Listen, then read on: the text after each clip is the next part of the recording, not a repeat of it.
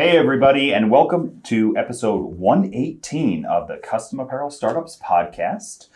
This is Mark Vila, and I'm here with Hannah Rago today, actually, which you might notice is a little bit different. So if you heard my voice in the beginning of this and you're used to hearing Mark Stevenson, that's why. So we're going to do something a little bit different today and bring some expertise of Hannah Rago here. So why don't you go ahead and tell us what this episode is going to be about? Yeah, so Mark thought it would be a really good idea to talk about social media and just some a little bit over basic social media skills that can really bring your business to the next level. And I do a lot of our behind the scenes in our groups, our Facebook groups. So he thought, why not bring me on to talk to you guys a little bit? Yeah, and social media will can bring out the best in your business's personality, who it is, who you are, if you're more directly involved, or other folks in your business, if you have employees or partners that you work with.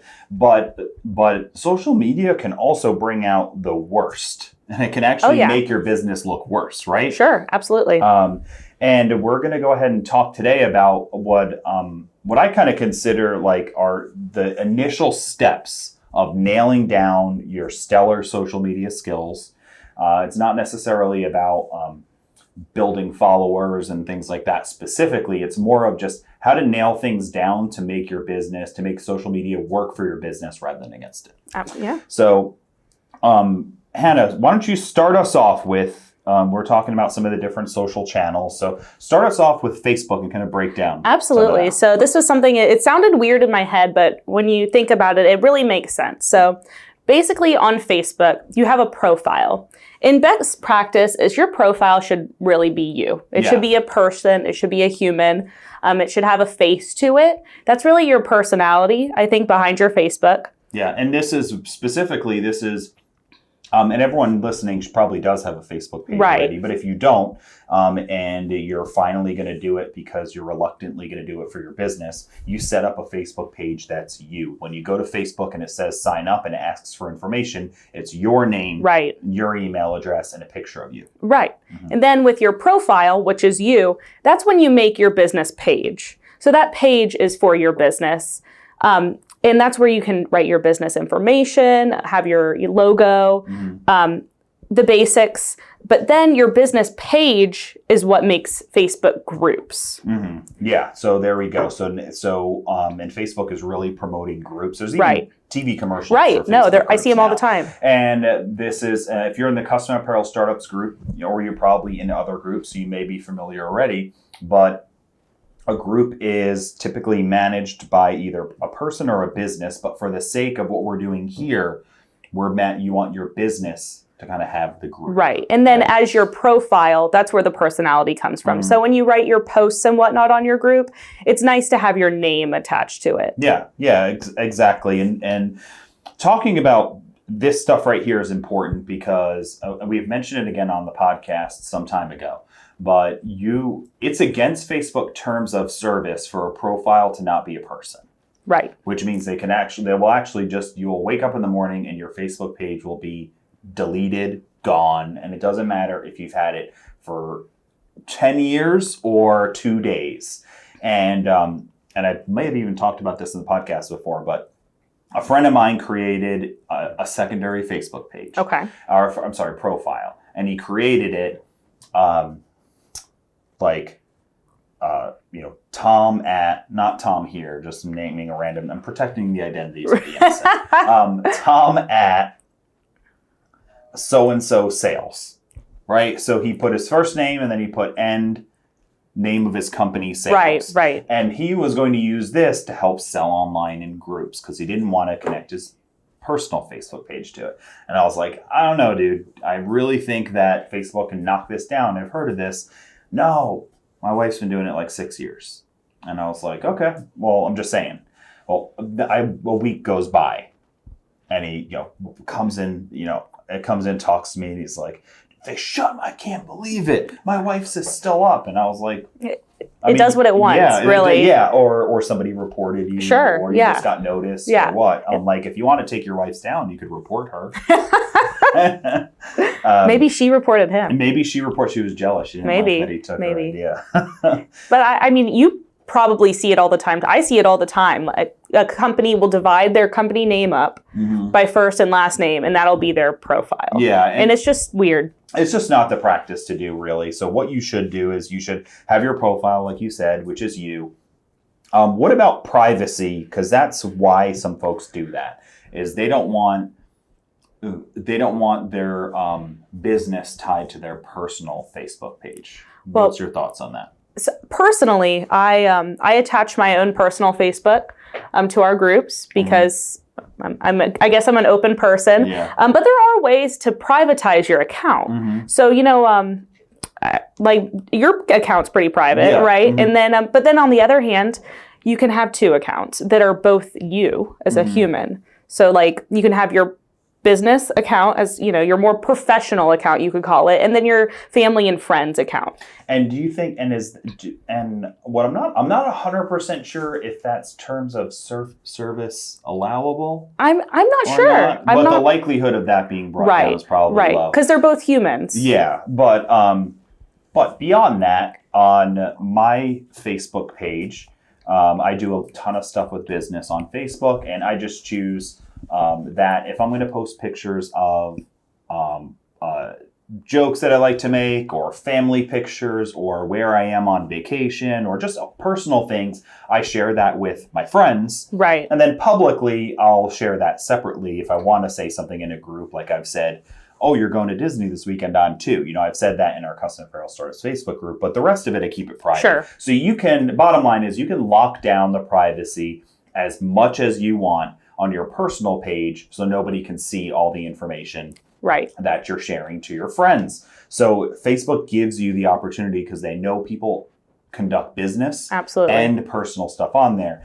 And then in addition to that, there's also settings where you can have multiple levels of privacy. So when you post something, it's only available for your friends to see. Right, absolutely. And you can post and share other things that everybody can see. Yep. So next, let's go ahead and tell us about, we talked about profiles a bit. Will you tell us more about groups? Yeah, so groups are, like he said earlier, are huge right now with Facebook. Facebook's really into this engagement and this community aspect. And they're a really great way to communitize your business. And there's a couple different kinds. So there's open groups. Anyone can view it. Anyone sees it. They're members. They pop up sometimes. Actually, on the side, you'll see groups that maybe Facebook thinks you'd be interested in. There's closed group, so you can view it, but only members can see the group post. So you have to gain membership to see the post. And so you can search for this group, like Custom Apparel Startups. Exactly. Then there's secret groups. So you can only find that group if someone invites you.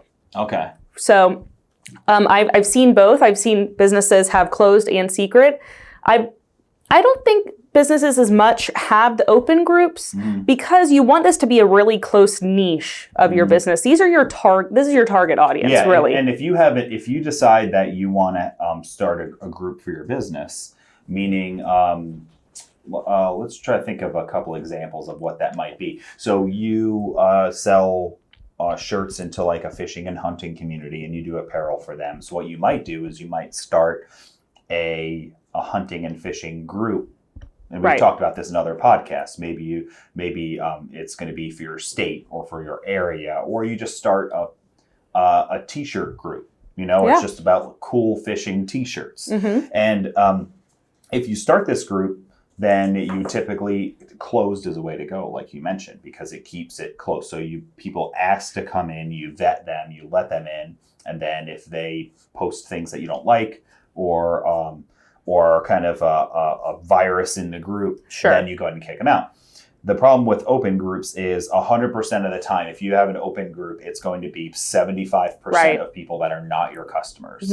Exactly. Just tons of people from India and Pakistan and the Philippines trying to sell you, some sort of an SEO service on your page. It's going to be, you don't realize on the Custom Apparel Startups group how often because you had asked me one day about that, right? That we only let in like. Oh yeah. How many? Do you remember what it was? How many people asked to be in the group? Yeah. Oh, I mean, it's like About, I would say it seems like almost 100 a week. Yeah. Every day there's like 10 or 15. And then how many are like do we actually accept? I would say a day we really only accept like 2 on the high end, so maybe it's 1 like or 2. 10% right. of what are going to come in. And that's why you close a group up, because all the time we're seeing, it's just, somebody in India who has a digitizing service that just wants to come in their group, not offer any value. Right. But sell their digitizing service. And chances are that, and the reason why we're not going to have them in the group, they don't make apparel. Mm-hmm. They're not there to bring value. It's pretty much, it's designed to be an American group because it's about our market here, how we sell here. Mm-hmm. And that also for folks who want to outsource and things like that to other people in our community. So that's kind of a U.S. Right. group. And normally we'll see those people that have no business really being in the group. They're in like 100 groups. So, who's really in 100 groups? Because other folks that will try to come in there's any type of spam stuff you can they're going to be there. So so we've got groups. I think the way to go for most of this is probably a closed group. I would recommend closed. Secret groups are maybe, I would say, Mark mentioned earlier, like going to Disney. Yeah. If you have a group of friends or even like long distance friends and you want to meet up at Disney and stuff like that, I would keep that a secret group. So I don't really see as much of a place for the business with that. You don't plan on you don't want anybody to ask to join. Right. So a secret group you might do for your business, maybe it's just your customers. Yeah.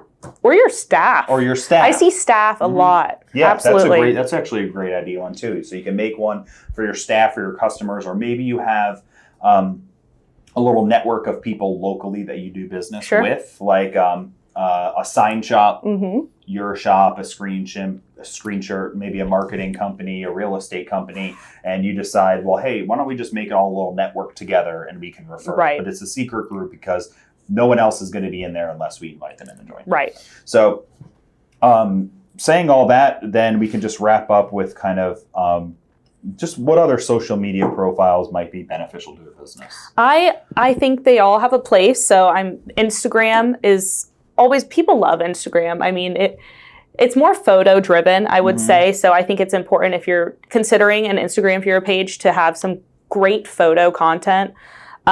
Twitter is, everyone has a Twitter. I mean, it's great to post little posts and short engagement, I think is always nice in Twitter. And then LinkedIn is very important professionally.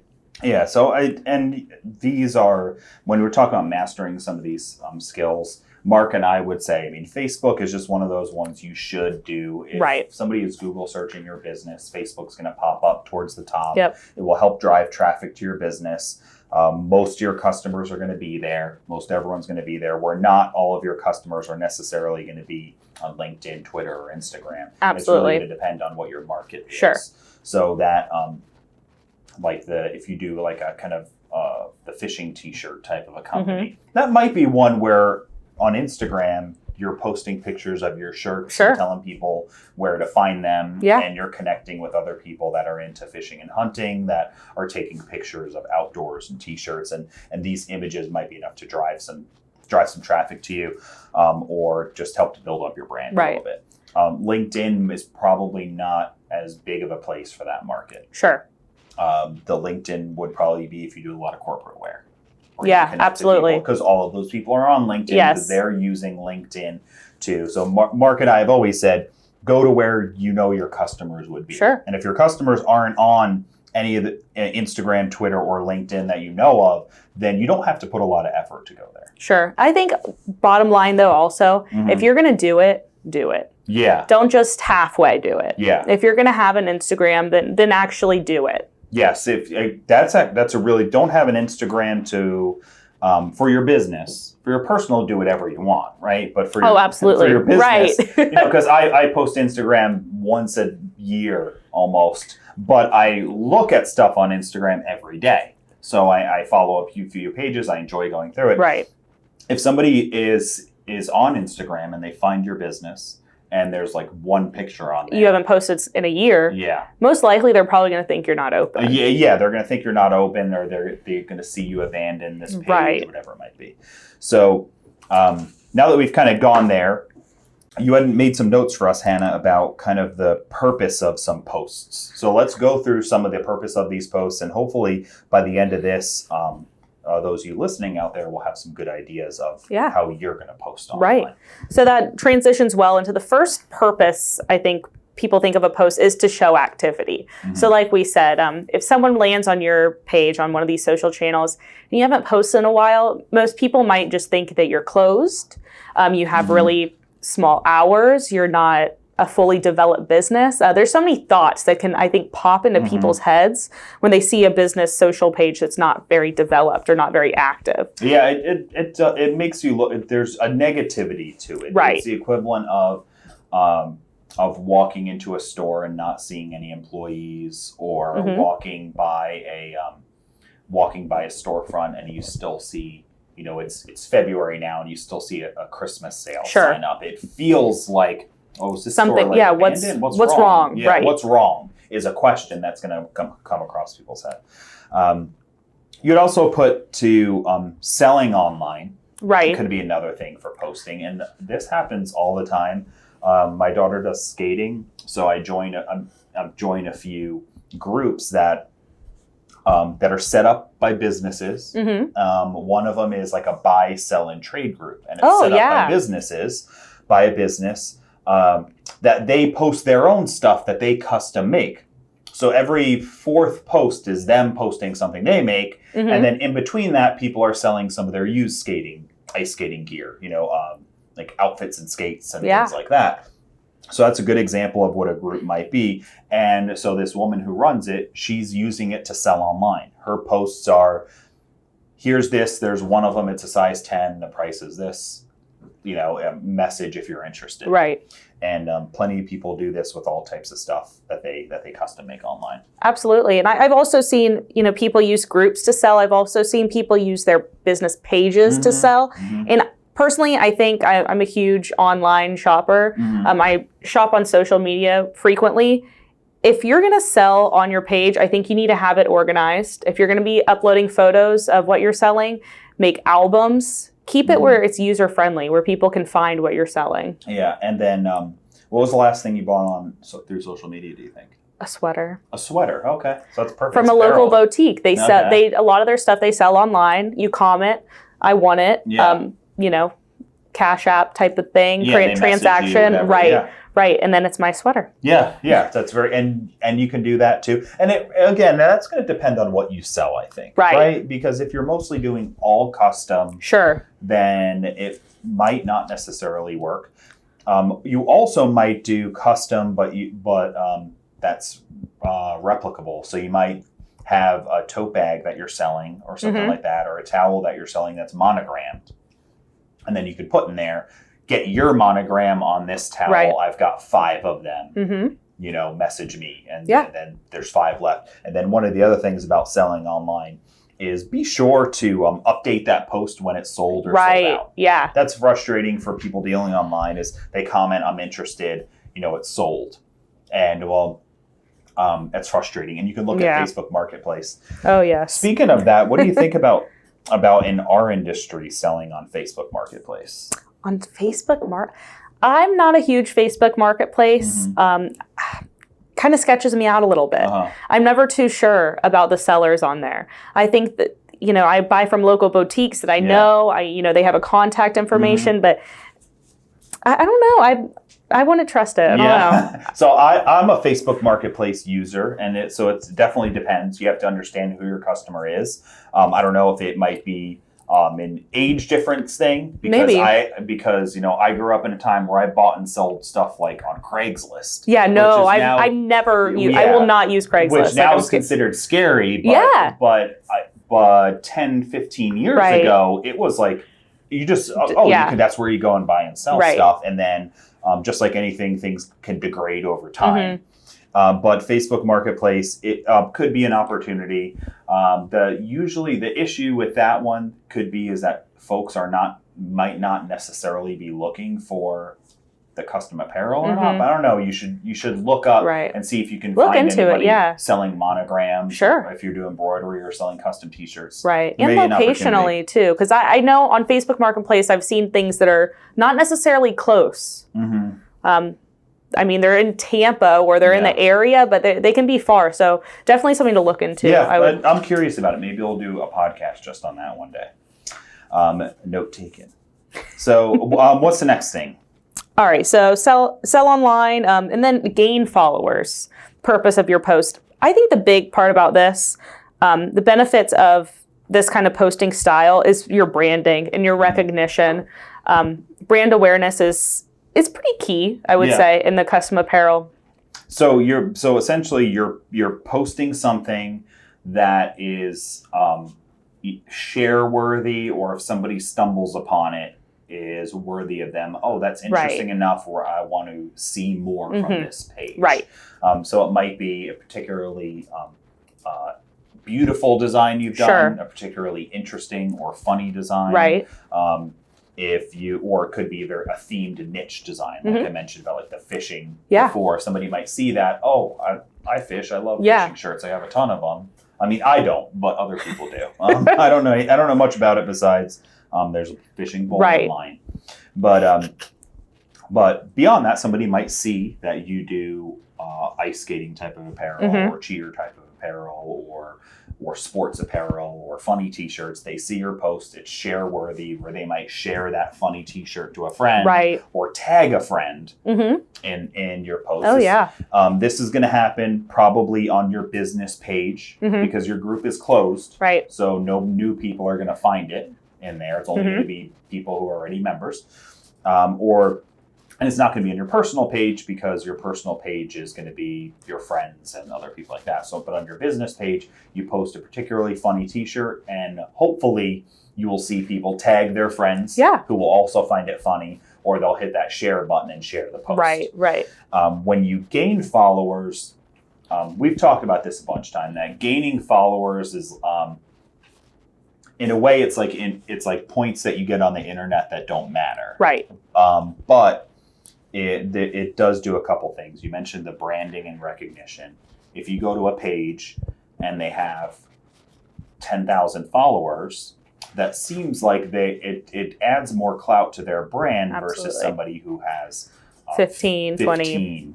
Something like that. So it can help build it up. You don't need to have 10,000 for a small business to seem legitimate. No, absolutely not. If you're a small enough business and you've been doing it for a while and you have 1,000 or 500 or something like that, that right there can say, okay, this is a local small business that has that seems like they're doing something. And that comes down to the social proof of it. Of course. And that kind of the activity aspect as well. I think it all incorporates. So you don't, like we said earlier, you don't want social media to make you look worse. Yes, that's it. And you create a Facebook page, you post a couple times, nobody likes it. You have nobody likes your page, nobody likes your posts, nobody's commented. All that stuff, it looks barren. Your most recent post is Christmas special, and it's in the middle of February. So what you're doing here is you want to kind of grow that page to a point so when new people look you up, say to just Google your business name, or they Google embroidery shop in city, and the first thing that comes up is your page on Facebook, would be a wonderful thing to happen. If they click on it and it looks barren, they're probably going to hit the back button and look for a better answer. Right. No, definitely. So the next thing you mentioned, business information. We've talked about this a ton, so I'm going to let you give your take on it. Sure. Yeah. I think we can tell now that I'm a huge local boutique kind of shopper. I love online. I love clothes. And a lot of business pages post their business information on there. So what that means, hours, store openings, store closings. Big thing with local businesses is sometimes people are open traditional 9 to 5, but they won't go in on Tuesday. So they'll post that on their Facebook page. We're closing up shop today, have some family things going on. Sales. They post a lot of sale information in a summary, a good summary of their business, what they sell, what they do. Yeah, and that's it. It's not, the thing about that is if you're a small business owner and you have a local page, you might look at the stats of your page through the Facebook insights and it not seem like it's that big of a deal. Like 16 people went there all week, right? And that doesn't feel very encouraging. But if you were to think about your storefront, right? If you had a storefront and you had 16 more people come in that week, especially for a new small business, all 16 of those people are potential customers, could be a potential big customer, could have been 16 more orders that you got. Right. And then the referrals that they come. So you want to just take a look at whatever that number is, and all those people need to make sure that they understand who you are, how to reach you, and any of the other information, and you want to look good for them. So even if it is a small number, all of those people are potential customers who would have called you or walked into your shop or whatever it might be. And then you mentioned engagement. So having good engagement on your Facebook page can be something that, again, like offers some clout and credibility, right, and will make your customers like you more. And essentially this means, ask your customers questions, give them polls. Polls. Just let them make decisions. Yeah. Even if they aren't real decisions. Yeah, and it might just be you're not sure, because we do that too. Right. We're thinking like, should we do A or B? And we'll just say, why don't we just ask our customers and let them decide? Because we're 50-50 on which one is better, but we only have enough time to do one of them. And then we'll do the next one maybe another day. So you can help your customers make decisions on that. Which style of hat do you like better?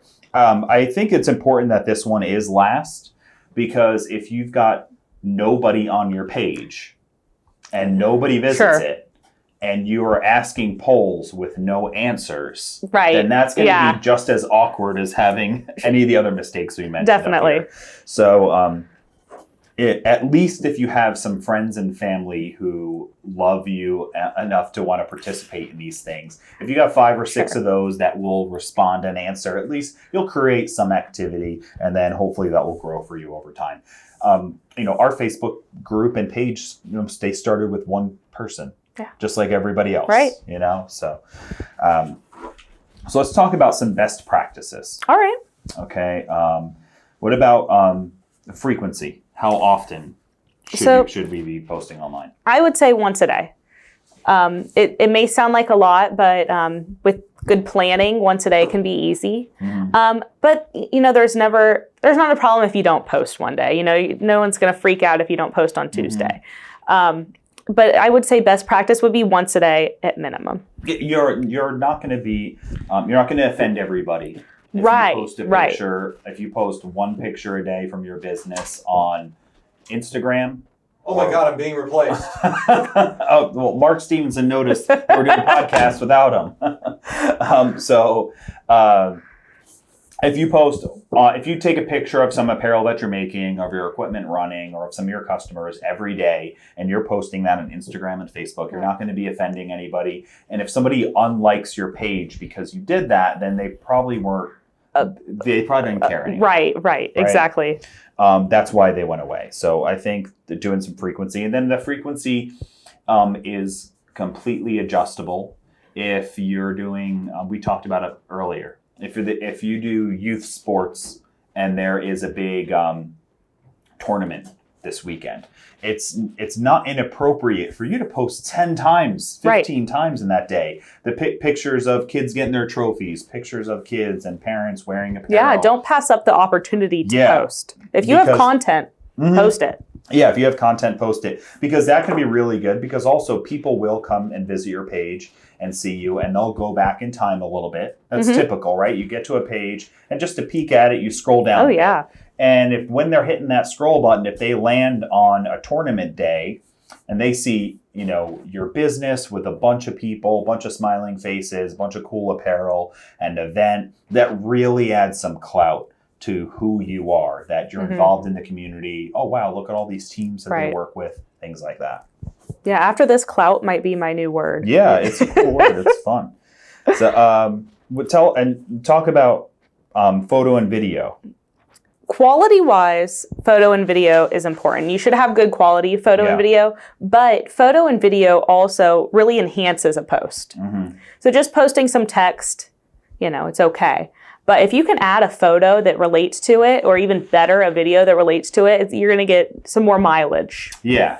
So this is kind of goes almost without saying, right? But we should say it since we're doing a podcast on this. But everybody knows that when you're scrolling through things, you're more likely to stop at a picture or a video and check it out than you are if somebody just posted words. Yeah, right? Absolutely. And especially if it's a big long post of words telling everybody how like the Facebook is changing their rules, and if you don't share this, they can steal. Yeah, the one my dad did. Yeah, that one. So it's a good idea. That's in your frequency. I would say, especially in the custom apparel world, if almost all your posts were just a single picture or a single short video, I think it's going to do great for you. And just a side note on that is you can't don't count likes and count comments as success when you're starting this up. Absolutely. Like, just do it. Yeah. Because it's going to take a pretty long time.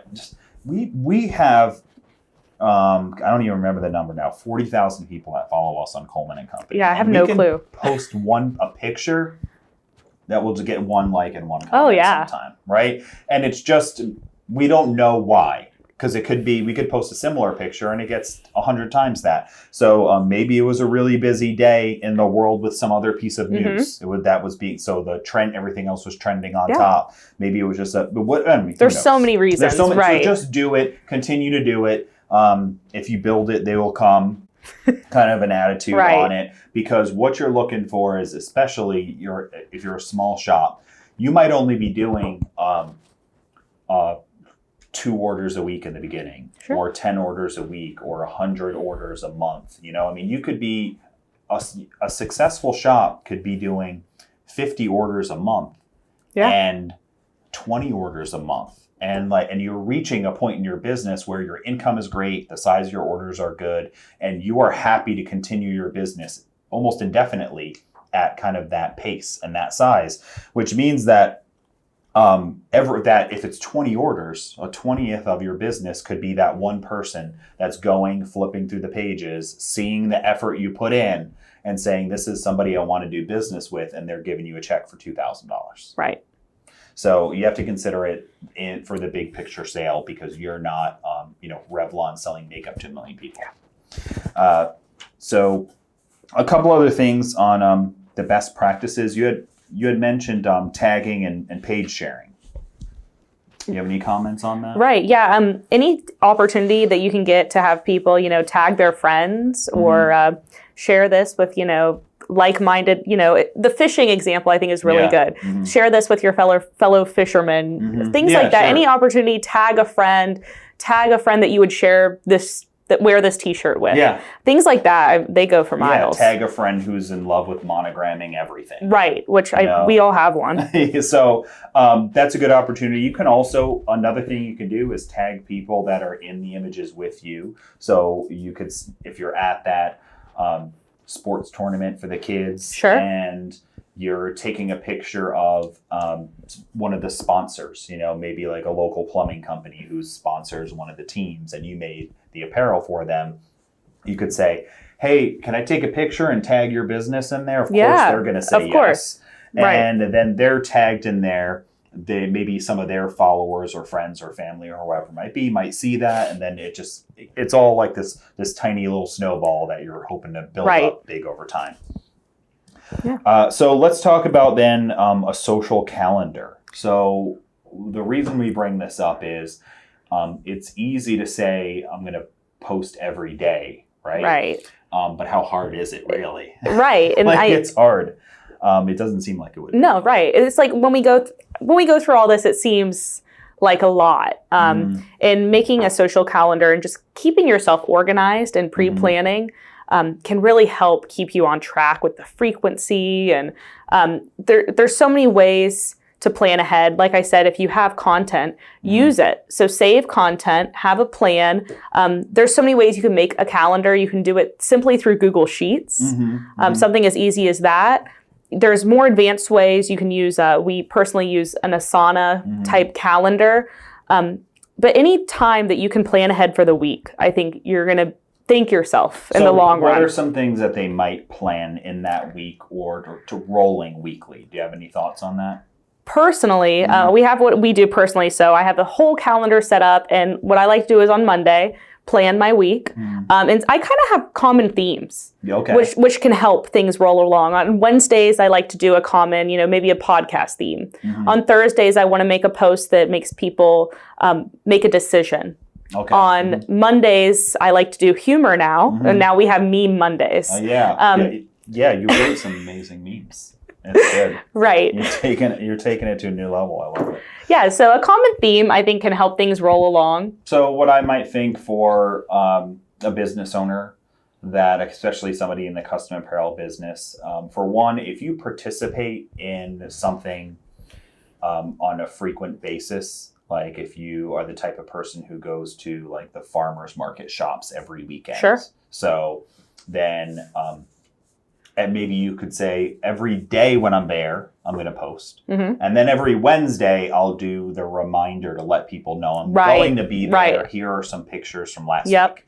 So there's 2 days, write down you've got ideas for. And then maybe one day, Monday, you could do a theme of, say, like a back to the grind Monday. Absolutely. And maybe show a little video of your equipment running or you doing some actual work. Packing boxes, making t-shirts, things like that. And then on Tuesday, you could maybe share a customer story. So I love that idea. Every Tuesday, you share a picture of some customers that you've done business with and the apparel you made for them. We've already covered Wednesday. Right. Now we have Do you have 2 ideas you can throw in there? Friday's a fun day. Okay, Friday's fun day. I like fun day. Anything fun, maybe some like behind the scenes quirkiness. Okay. I think people love that on social. Yeah. So that's a great idea. You can show if there's any bloopers from the week. Oh, yeah. Or somebody made a shirt upside down. Here's this week's mistake. Somebody spilled ink on the ground, which at first you're upset about because it's so but much now it's time Friday and it's like, all right, it's funny now. Take a picture of it, and now you can say, here's this week's mess up. And then we have one day, Thursday. You can always do general marketing for yourself. There you go. Yeah. General marketing. Just remember our hours. Or, we're open on Saturdays. Remember. Something like that. Yeah. Here's some things we do. You can show a picture of one garment you do. Sure. Right? So if you have 30 different types of shirts, hats, bags, stuff you normally work with, you got 30 weeks out of the year set on Thursday. There you go. And then for the other 20-something, just repeat. Yeah. Go back to January and pull what you did from that first week because it's a type of shirt you're sharing. Nobody is there. Very few people are there every single week and memorizing what you did. So exactly. You just reshare another popular hat. And so there we go. I think we got it for you. You've got a full week. That's a full week there. You put it on the calendar. Now schedule it too. And schedule it. So when you mention scheduling, so what we mean specifically is you don't have to post it at that moment. Exactly. Meaning take a picture with your phone, hit post and go. Right. Which is great. You can do that as it comes too. Yeah. But when you're scheduling and planning ahead, no harm, no foul in scheduling things. You can do this on Facebook directly through Facebook. Yeah. You can easily schedule things. I want this to go live on Monday at 2 p.m. And you could do this on your groups and on your business pages. So the way that I would do it is, let's say Tuesday is a particularly busy day for you that day. That particular Tuesday, it's a busy day. You had 3 orders you were delivering. And all 3 of them were just like home run hits. Like you love the color of the shirt, you love their logo, you love the design. All of it around came up beautifully, right? So what you do on that day is you take pictures of all 3 of those. Right. And then on, I believe Tuesday we said was Share Customer Workday. Love it. Right there, you go ahead and you schedule those 3. This one's going to go out next Tuesday. This one will go out the following Tuesday. This one will go out the following Tuesday. You've got 3 weeks in a row set up on one day's worth of work. Right. And Facebook stores it. So you can see all of it that's scheduled. You're not just posting it and, oops, surprise, there it is on Tuesday. Yeah. You can look back and remind yourself what you have scheduled. Exactly. If you deliver to that customer and they just turn out to be the biggest jerk constantly and you don't want to share their logo, you can cancel it. Now you can do this directly through Facebook, speaking of there, but there's some other tools you can use. Hootsuite, Loomly, and Buffer are three really popular Big ones. ones. They offer free and paid services for monitoring and posting and scheduling social media. Right. Typically, folks will do this outside of Facebook just because they might offer a more robust tool or app that's Sure. more interesting, or it will post to Instagram and Twitter and Facebook at right. the same time for you. So you can program all three accounts in there, put one picture in, and it'll shoot it out to all three at the same time. There's plenty to dive into on that strategy alone, Right. whether you should have different content for different social, but for now, if you're taking pictures of good things you made, it's pretty safe to just go and just share it out there. Dive deeper into it over time. So that's it. And last comment here was, we talked about it already, but a general rule is just post one a day and just go from there. Right. And if you forget a day or you don't have anything interesting, don't panic off of that day. Just go ahead and skip that week, and the days when you have a surplus of content, take advantage of that. Right. So we're almost time to wrap it up. Let's just throw out a few things to remember. Yeah, and then absolutely. We'll let these folks go and actually do some of this. Yeah. Let's kick it off. First thing to remember, I think this is super important. People often forget, even though it's social media and it's more casual, being professional is so important. Spell check your posts. Look at your photos. Make sure they're good quality. Your video is audible. Just be professional. This is still your business. Yeah, it's still your business. So a couple things. If you are not great at spelling or grammar, what you can do is, especially if you're posting from your mobile device, like most people are, you can go ahead and open up your email app, write your post in there. And let us vote. And your email app is going to automatically have some of that grammar and spelling checks in it. And then you can go ahead and copy that and paste that into Facebook. So, and this way you'll get your you and your and things like that right there and there. Things like that. And it also gives you the opportunity to write it, read it, check if there's any squiggly lines telling you spelled something wrong, copy, paste it, read it again. Now you've read it 2-3 times, and when you make your post, you're good.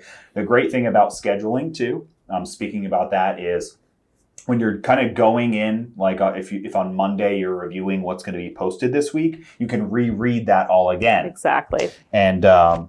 And then you can make sure things are good again. Compared to when you post live, you make a mistake, you have to go and edit it. Right. And you edit that, and you make another mistake when you make the edit. Sure. And if you're if you're scheduling through some kind of calendar, usually that'll have a spell check on it too. So for sure, definitely read through that.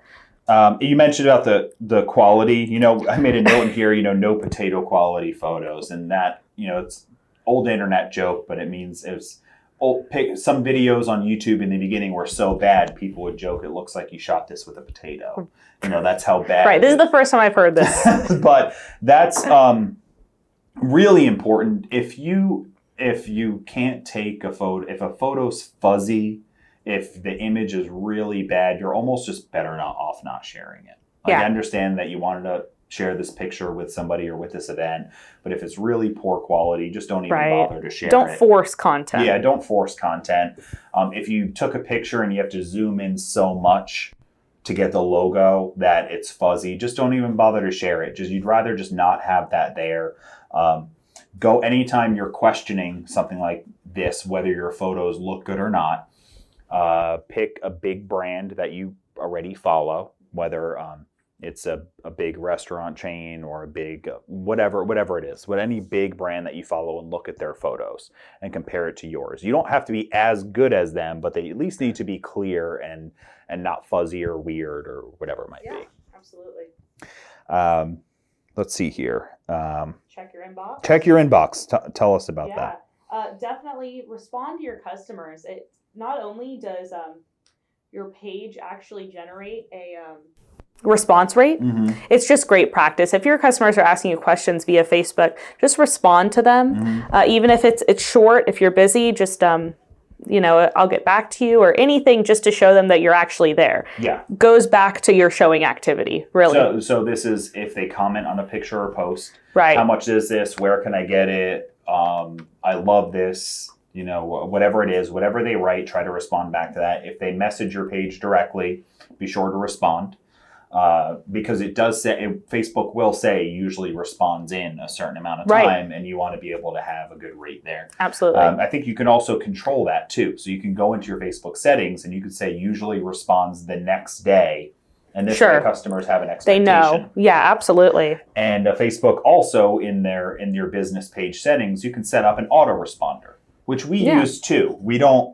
We get so many Facebook messages we have live chat and multiple phone numbers and all this stuff. We have so many Facebook messages that it becomes hard to manage all of it, especially when there's a lot of nights and weekends when our staff's not here. Sure.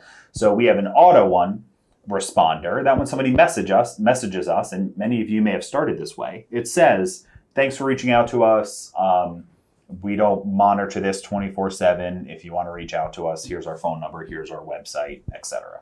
Right. And no one would take offense to that. Yeah, especially if it's nice, a nice couple sentences, and you can do that every time. Hey, I don't monitor this all the time, but it's really important for me to hear from you. Here's our business phone number. Here's our email address. Those are the two best ways to reach us. By the way, we're typically available from 8 a.m. to 6 p.m. Monday through Saturday.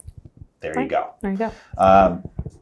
And then last bit here was just engaging in the comments, which is the same as kind of what we're talking about now. Right. Just in the comments. So one of the big things, if people are leaving reviews either on a picture or on your page, I'm always a fan of respond to every review. Right. Even if it's bad. Even if it's bad or good. Even if it's good. Even if it's bad or even if it's good. If they say, if they love this monogram, thank you. I appreciate it, whatever it might be.